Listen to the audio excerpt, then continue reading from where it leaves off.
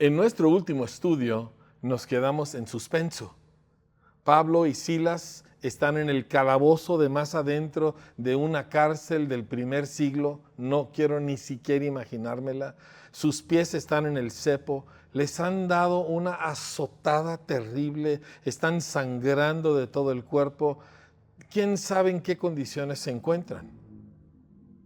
Nadie queremos estar ahí. Pero hay veces cuando seguimos a Cristo, cosas suceden y hay que estar preparados para todo.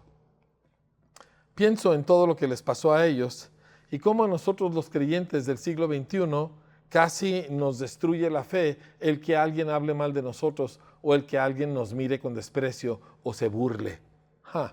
Necesitamos crecer, necesitamos entender que la aventura de la fe requiere de hombres y mujeres de temple que están preparados para enfrentar lo que venga.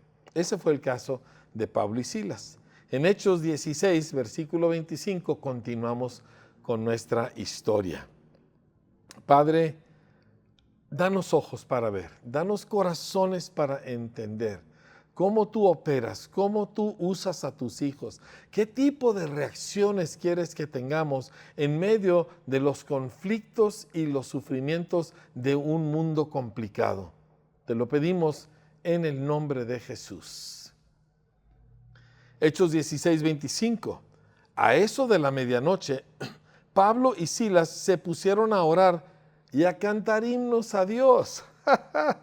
¿Qué haces tú cuando te han dado una chicotiza y te han humillado delante de una multitud y estás en el calabozo y no hay abogado ni nadie que te ayude y está tan oscuro que no puedes ver tu mano enfrente de tus ojos? Pues te pones a cantarle al Señor.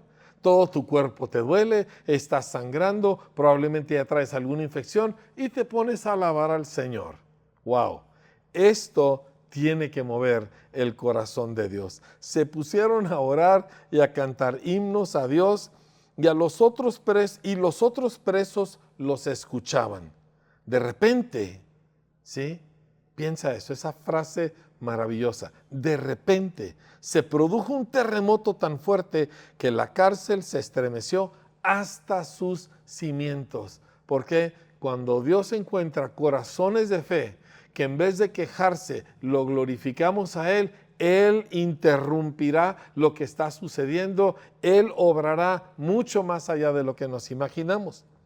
Al instante, no solo el terremoto, se abrieron todas las puertas y a los presos se les soltaron las cadenas. ¿A cuáles presos? A todos los presos. Porque cuando Dios interviene sobre ti, su intervención es tan fuerte que afecta a todos los que están alrededor. Dice entonces, el carcelero despertó y al ver las puertas de la cárcel de par en par, sacó la espada y estuvo a punto de matarse, de suicidarse, porque pensaba que los presos se habían escapado. Pero Pablo le gritó, no te hagas ningún daño, todos estamos aquí. Los presos no se fueron, Pablo no se fue, a pesar de que las puertas estaban abiertas, porque todavía había un alma que salvar. El carcelero pidió luz, entró precipitadamente y se echó temblando a los pies de Pablo y de Silas. Luego los sacó y les preguntó, señores, ¿qué tengo que hacer para ser salvo? ¿Cómo puedo yo recibir la salvación? Y Pablo le contesta, cree en el Señor Jesús, así tú y tu familia serán salvos. ¿Qué respuesta? ¡Qué aventura! Todo lo que Dios hizo con Pablo, con Silas, para que este hombre y su familia pudieran recibir la salvación. Me pregunto a mí y te pregunto a ti, ¿estamos dispuestos a sufrir privaciones, humillaciones y dolor o pérdida para poder salvar a alguien? ¿Estamos nosotros en el corazón de Jesús como lo están estos hombres? Porque nosotros no vemos a Pablo y a Silas quejándose, porque si a Jesús le costó sangre y muerte salvarnos, ellos están dispuestos a pagar el mismo precio que su Señor. Estos son discípulos de Cristo y con esta gente el Señor se hace presente. Pues entonces les expusieron la palabra de Dios a él y a todos los demás que estaban en su casa. A esas horas de la noche el carcelero se los llevó y les lavó las heridas, y enseguida fueron bautizados él y toda su familia. Impactante. La salvación no viene gratis. No fue gratis para el Señor.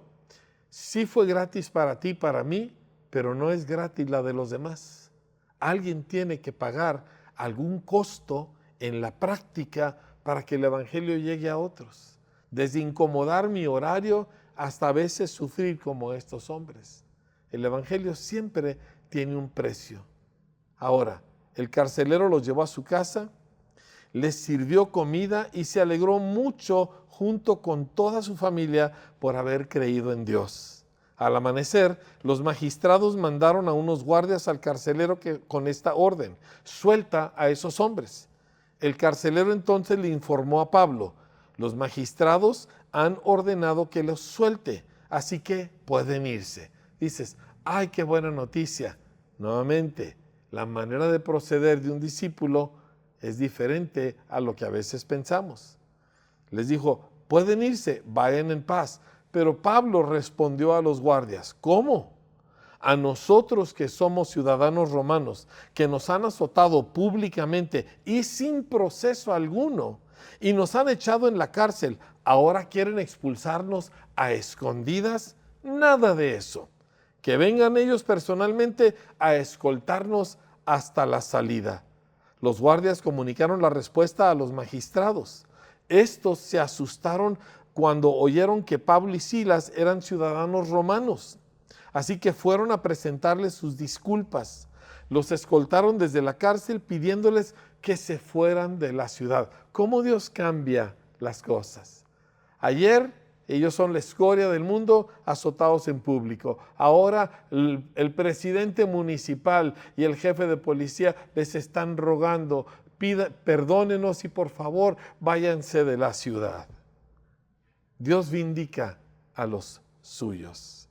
Al salir de la cárcel, Pablo y Silas se dirigieron a la casa de Lidia, donde se vieron con los hermanos y los animaron, y después se fueron. Con algunos azotes, con algunas cicatrices, con una gloria porque Dios había actuado de una manera tan tremenda y con un fruto maravilloso que dejaban en esta ciudad de Filipos. Esta iglesia sería la corona de las iglesias en el Nuevo Testamento, a quien Pablo le diría que eran su gozo y su corona. Así que, ¿valió la pena el sacrificio? Absolutamente. ¿Lo volvería a hacer Pablo? ¿Lo volvería a hacer Silas? Sin duda.